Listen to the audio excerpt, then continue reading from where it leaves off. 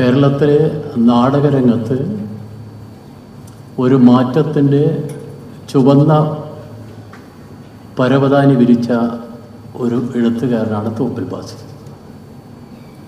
KPSC ആണ് ചരിത്ര നാടകങ്ങളുടെ വഴിയിൽ നിന്നും മലയാളത്തിൽ സാമൂഹ്യ നാടകത്തിൻ്റെ വഴിയിലേക്ക് മലയാളികളെ നയിച്ചത്. അന്നത്തെ നാടക പ്രസ്ഥാനം കേരളത്തെ ജനങ്ങളെ മനസ്സിനകത്ത് വലിയ സ്വാധീനം ചെലുത്തി. പൊന്നരിവാൾ അമ്പടിയിൽ എന്ന പാട്ട് മലയാളികൾ എന്നും കൊണ്ടു നടന്നു. അങ്ങനെയുള്ള KPSCയുടെ എല്ലാമായിരുന്നു തോപ്പിൽ ഭാസി.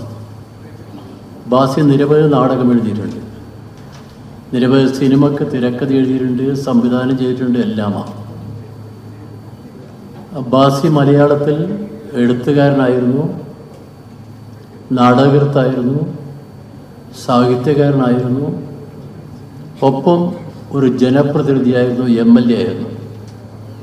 ചരിത്രത്തിലാദ്യമായൊരു നാടകത്തിന് വേണ്ടി ഒരസംബ്ലിയിൽ അടിയന്തര പ്രമേയം അവതരിപ്പിച്ച് വലിയ പോരാട്ടം നടത്തിയ പോരാളിയായിരുന്നു അദ്ദേഹം.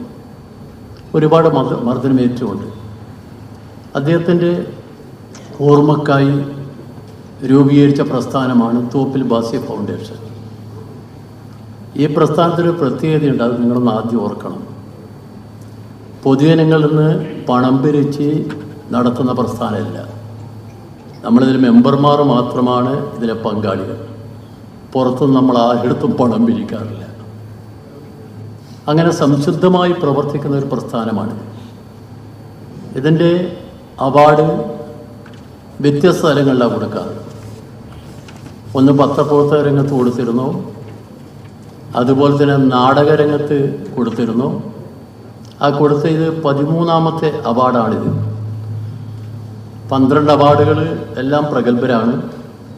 ആദ്യത്തെ അവാർഡ് ശ്രീ ONV കുറുപ്പ്, രണ്ടാമത്തെ അവാർഡ് KPSC ലളിത, മൂന്നാമത്തെ അവാർഡ് മലയാള മനോരമയുടെ പ്രഗത്ഭനായ തോമസ് ജേക്കബ്, നാലാമത്തെ സുഗതകുമാരി ടീച്ചർ, 5 കാവാലം നാരായണ പണിക്കർ, 6 ഡോക്ടർ പുതുശ്ശേരി രാമചന്ദ്രൻ, 7 നമ്മളിപ്പോൾ വിട്ടുപിരിഞ്ഞ മലയാളത്തിൻ്റെ മറക്കാനാവാത്ത പ്രതിഭ ശ്രീ ശ്രീനിവാസൻ. മറ്റൊന്ന് നമ്മുടെ ചാനലുകളിൽ നമുക്കെല്ലാം മനസ്സിൽ ഇപ്പോഴും ഓർമ്മയുള്ള സിന്ധു സൂര്യകുമാർ. മറ്റൊന്ന് മനോജ് നാരായണൻ, സുജിത്ത് നായർ, മലയാള മനോരമയുടെ ഇവിടുത്തെ ബ്യൂറോയിലെ പ്രധാനപ്പെട്ട സുജിത്ത് നായർ, നമ്മുടെ പ്രിയപ്പെട്ട നടൻ മധു, നമ്മുടെ മലയാളത്തിൻ്റെ എല്ലാവരുടെയും മനസ്സിലുള്ള ഏറ്റവും പ്രധാനപ്പെട്ട എഴുത്തുകാരൻ, നോവലിസ്റ്റ് ശ്രീ പെരുമ്പടവും. ഇത്രയും പേർക്കാണ് നമ്മൾ കൊടുത്തത്. ഇത്തവണ നമ്മൾ ന്യായമായും കൊടുക്കേണ്ടത് ദൃശ്യ മാധ്യമ രംഗത്തുള്ള ആൾക്കാർ. നമ്മളതിനെക്കുറിച്ച് നമ്മുടെ കമ്മിറ്റി, നമ്മൾ 4 പേരായ കമ്മിറ്റി നമ്മൾ ആലോചിച്ചു. നമ്മളെ പ്രഭാകരൻ ആ കമ്മിറ്റി മെമ്പറാണ്. കാരണം ഈ കാര്യത്തെക്കുറിച്ച് നല്ല പിടിപാടുള്ള ആരെങ്കിലും വേണമല്ലോ. അതുകൊണ്ട് അദ്ദേഹം അതിന് മെമ്പറാണ്. നമ്മൾ ശരിക്കും പരിശോധിച്ചപ്പം ഇന്ന് നമ്മളെ ദൃശ്യമാധ്യമ രംഗത്ത് ഉയർന്നു നിൽക്കുന്ന ഒരു പ്രധാനപ്പെട്ട ആള് നമ്മൾ ഇപ്പോൾ തിരഞ്ഞെടുത്തിരിക്കുന്നത് നിങ്ങളെല്ലാം ആളുകളുടെ മനസ്സിൽ കാണുന്നുണ്ടാവില്ലേ?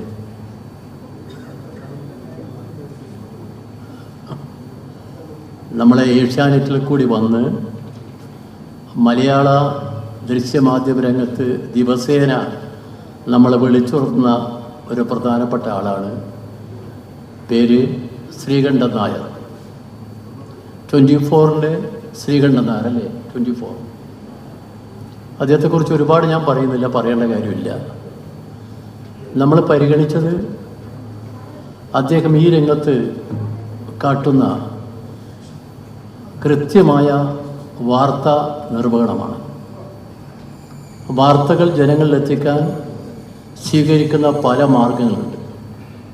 ആ മാർഗങ്ങളിൽ നിന്ന് വ്യത്യസ്തമായി ഒരു പ്രത്യേക രീതി മനുഷ്യ മനസ്സിനകത്ത് എത്തിക്കാൻ ശ്രീകണ്ഠൻ നായർക്ക് ഒരു പ്രത്യേക കഴിവുണ്ട് എന്ന് നമ്മൾ മനസ്സിലാക്കുന്നു. അവാർഡെന്ന് പറയുന്നത് 33,333 രൂപയാണ് അവാർഡ് തുക.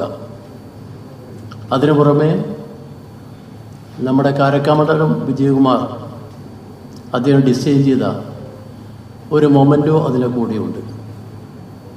കാരണം ബാസിയെപ്പോലുള്ള ഒരാൾ നമ്മുടെ നാട്ടിലെ ജനങ്ങളുടെ മനസ്സിൽ എന്നും ഉണ്ടായിരിക്കണം എന്ന കാര്യത്തിൽ ആർക്കും സംശയം കാണില്ല. കാരണം ബാസിയുടെ നാടകങ്ങൾ പഴയ കാലങ്ങളിൽ കണ്ട ആളുകളും ഇപ്പോൾ പഴയ നാടകങ്ങൾ വീണ്ടും വീണ്ടും കാണുക. എല്ലാവരും അതിൽ സഹകരിക്കണം, എല്ലാവരും ഞാൻ നേരിട്ട് ക്ഷണിക്കുകയാണ്. കാരണം നമുക്ക് നാടകം എന്ന് പറയുന്ന ഈ കലയെ നമുക്കൊരിക്കലും വേറിട്ട് കാണാൻ പറ്റില്ല. അതാണ് മനുഷ്യ ജീവിതം. അതിനുവേണ്ടി നിങ്ങൾ സഹായിക്കണം എന്ന് അഭ്യർത്ഥിക്കുന്നു. തോപ്പിൽ ഭാസി ഫൗണ്ടേഷൻ്റെ അവാർഡ് സമർപ്പണത്തെക്കുറിച്ചെല്ലാം ഞങ്ങളുടെ ചെയർമാൻ രവിയേട്ടൻ പറഞ്ഞു കഴിഞ്ഞിട്ടുണ്ട്. 16-ാം തീയതി പ്രോഗ്രാമിൽ ഒരു പ്രധാനപ്പെട്ട കാര്യം, അവാർഡ് സമർപ്പണത്തിന് ശേഷം തോപ്പിൽ ഭാസിയുടെ ഒരു നാടകം ഇവിടെ ചെയ്യുന്നുണ്ട്. തോപ്പിൽ ഭാസി എഴുതിയിട്ടുള്ള ഏകാംഗ നാടകങ്ങളിൽ ശ്രദ്ധേയമായ ഒന്നാണ് ഷെൽട്ടർ എന്ന നാടകം. ഷെൽട്ടർ എന്ന ഏകാംഗ നാടകം ഇവിടെ പ്രൊഫസർ എൻ കൃഷ്ണപിള്ള ഫൗണ്ടേഷൻ ഹാളിലാണ് അവാർഡ് നൽകുന്നത്. അവാർഡ് സമർപ്പണത്തിന് ശേഷം ഈ നാടകം ഇവിടെ അവതരിപ്പിക്കുന്നുണ്ട്. ഷെൽട്ടർ എന്ന നാടകം ഈ അടുത്ത സമയത്തൊന്നും എവിടെയും അവതരിപ്പിച്ചിട്ടില്ല. ആലപ്പുഴയിൽ കമ്മ്യൂണിസ്റ്റ് പാർട്ടിയുടെ സമ്മേളനത്തോടനുബന്ധിച്ച് അത് അവതരിപ്പിക്കുകയുണ്ടായി. അതേ ടീം തന്നെയാണ് ഇവിടെ ആ നാടകം അവതരിപ്പിക്കുന്നത്. അതാണ് ഒരു പ്രത്യേകത. തോപ്പിൽ ഭാസി അവാർഡിനോടൊപ്പമുള്ള ഒരു ഹൈലൈറ്റ് അതാണ്. എല്ലാവരും അതിൽ പങ്കെടുക്കണമെന്ന് അപേക്ഷിക്കുന്നു. ഒരു ഗണപതി ഹോമം ചെയ്യുന്നതിന് തുല്യമായ പഞ്ചഗവ്യ വിളക്ക്, പശുവിന്റെ ഗോമൂത്രം, ചാണകം, നെയ്യ്, പാല്, തൈര്, ഈ ഒരു വിളക്ക് വീടുകളിൽ കത്തിച്ചു വെച്ചാൽ ഐശ്വര്യം ഉണ്ടാകുമെന്നൊക്കെയാണ് പറയപ്പെടുന്നത്. കർപ്പൂരം ഉൾപ്പെടെ ഈ കടയിൽ കിട്ടുന്ന എല്ലാ ഐറ്റംസും 100% ഓർഗാനിക് ആണ്. മിതമായ റേറ്റിൽ ഡ്രൈ ഫ്രൂട്ട്സ് ഒക്കെ മേടിക്കാൻ പറ്റിയ നല്ലൊരു സ്പോട്ട് കൂടിയാണിത്.